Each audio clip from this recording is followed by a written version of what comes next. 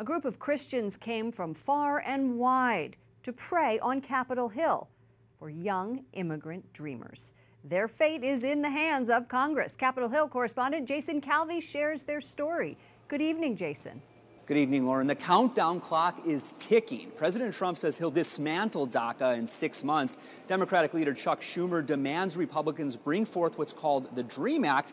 It would allow dreamers to earn legal residence. And today they pray that dream becomes reality. First time in D.C.? First time in D.C. Lizeth Salazar-Clark finds herself swept up in the national debate over immigration. This is the only country we know and we love, and we grew up saying the Pledge of Allegiance, and I mean, in our hearts, we're American. But her mom brought Lizeth to the United States illegally when she was just 3.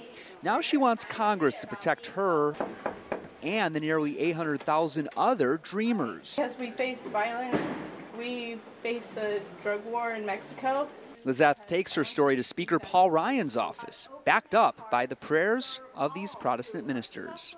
We ask for your wisdom to open hearts, to make a difference. Speaker Ryan agrees something must be done to help the dreamers, but he's also worried about border security. So while we deal with DACA, which is something that the president has asked us to deal with in Congress, we also have to deal with the problem in the first place, securing our borders, enforcing our laws, so that we don't have another DACA problem 10 years down the road.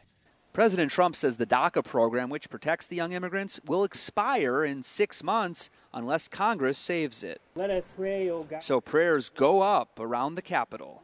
And we pray for our politicians. Prayers for dreamers who fear being deported, like Valeria Ruiz-Guerra. We're going to fight like we're fighting for our lives, because that's what we're doing, fighting for a future. We're fighting to stay in the only country that we know.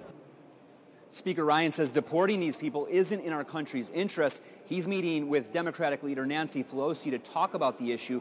Pelosi says she's willing to negotiate on border security, that's a Republican ask, in exchange for protecting the dreamers. Lauren? We've heard from bishops, including Cardinal Dolan of New York, who are staunchly supportive of these dreamers. The U.S. Bishops' Conference top leaders have been meeting this week. They say they're disappointed in the president's decision to end DACA. They're urging Congress to find a permanent solution for these young people. Correspondent Jason Calvi on Capitol Hill. Thank you, Jason.